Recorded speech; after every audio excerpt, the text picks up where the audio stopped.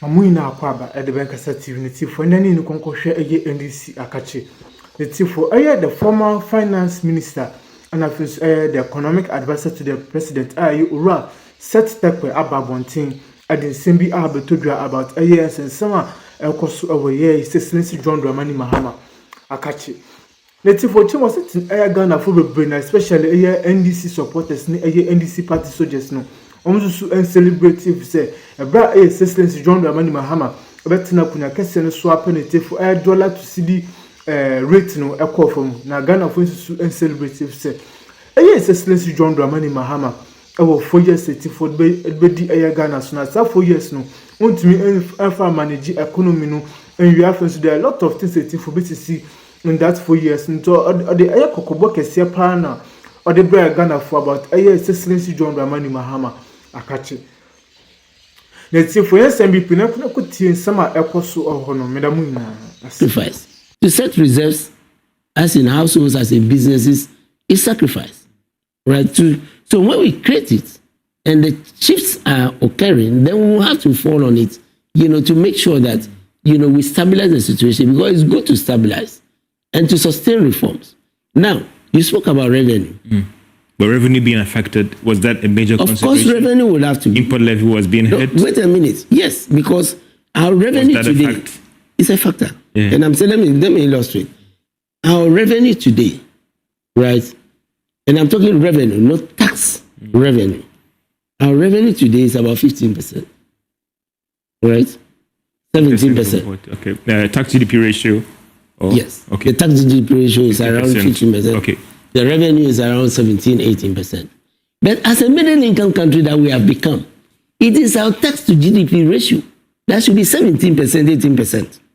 Even for an African country, it is not 15%. And that is why, we are the president, the minister, and others have spoken about getting technical assistance in order to bring the VAT regime back to where it was. And then the president said it would affect the entire, revenue consideration when the debates were going on. And therefore, the levies that are being imposed, we have had a temporary levy policy where, you have sunset clauses. You use them during austerity and then you remove them. In other words, they are similar to your counter-cyclical measures, when you... Yeah, so let me use a practical example, which is true. When we went into COVID globally, right?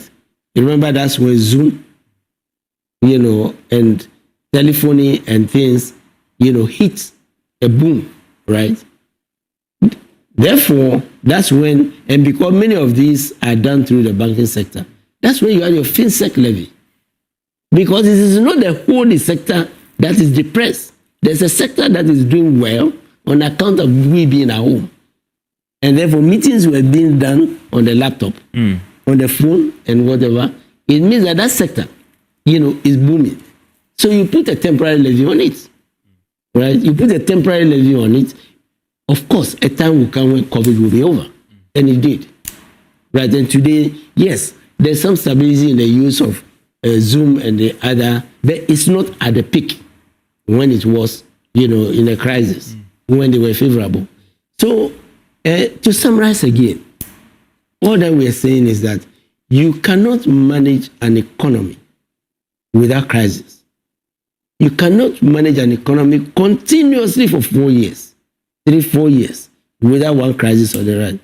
Right? Mpox. Mpox is in the news. Yeah. Right? How are we preparing for it? Or how did we prepare for it?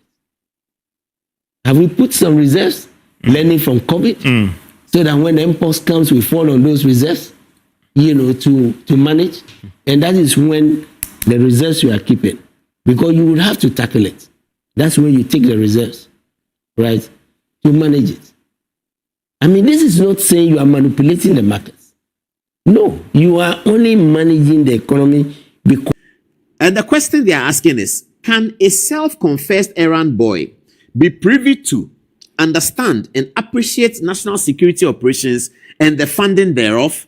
Regrettably, there's nothing in this witness statement which incriminates the accused person. These are the words of the lawyers. I don't know what the position that the judge will take, but these are the words of the lawyers. And we're sharing it with you as a matter of public interest. Now, he's saying here that the person that is your witness statement says of himself that I'm an errand boy to Kwabena Dubois. He sends me to go and buy him Yokagari and sends me to go and buy him Wache and sends me to the bank and sends me to do everything. He said, okay, how many times did he send you to the bank? He said, oh, he sends me to the bank every Wednesday. About how much money do you collect? Hey, it's a lot of money, oh. Hey, my boss, when he sends me to the bank, money is in Ghana, must go back. It's a lot. What do you do with the money? Well, when I take it from the bank, sometimes I bring it to him. Sometimes I bring it here. And then it appears he was asked, do you send some to his wife? Because there's a headline who says that I did not send any money to Kwabena Dubois. So he says, no, I didn't send any money to his wife. So the conversation here is that if you are prosecuting a boss and you want to find out that the boss of a national security system has misappropriated money, the way to do it is not to call his errand boy and say, yeah, he's sent to go to the bank. He doesn't know what it is for. He doesn't know. He just goes to collect the money and he brings it. But that is one of the principal witnesses for the prosecution. And the defense lawyers are suggesting that this might not work. But it depends on what the court will do. The next one, prosecution witness statement of Edith Ruby Opoku Edumoa. And he says that, can we assume that the witness has obtained national security clearance to violate his oath of confidentiality and testify on matters of national security consequence and ramifications? As paragraph 7, the witness states the following, quote, the operational accounts, however, were managed by the director of the BNC and supervised by the National Security Coordinator. The defense lawyers are suggesting to us that inside the witness statement, there's a line which really reveals everything. And tonight we have letters to show you that indeed, bosses of Kwabena Dubois supervised the work that he was doing with those humongous sums of money. It says the operational, this is the witness speaking, that the operational account, this is a witness who works there. This is not just an errand boy. This is somebody who works there, and that's why they're asking whether he has had national security clearance. Anyway, you may say that the government can clear him and they don't have to tell the defense counsel. That's possible. But let's look here. 7, paragraph. It says, the operational accounts, however, were managed by the director of the BNC, which is the first accused Kwabena Dubois, and supervised by the National Security Coordinator. So the question is, National Security Coordinator, did you truly supervise this account? Then if the prosecution is concerned about the way the accounts were supervised, they can charge the National Security Coordinator as A2 if they want. Let's move on and see a little bit more. Thus, he continues, thus checks were written upon the instructions of the director of the BNC, and the reasons for payments were never disclosed to the head of finance. So the guy says that the account was supervised, this is in the witness statement, that the account was supervised by the National Security Coordinator. And so the checks that were written upon instructions of the BNC director and the reasons for payments were never disclosed to him, head of finance. Because it is supervised by them. They write the checks. They don't tell him the reason why. That is the way in which things are done. They don't tell them the reason why. He says, and this is the point. It's a question.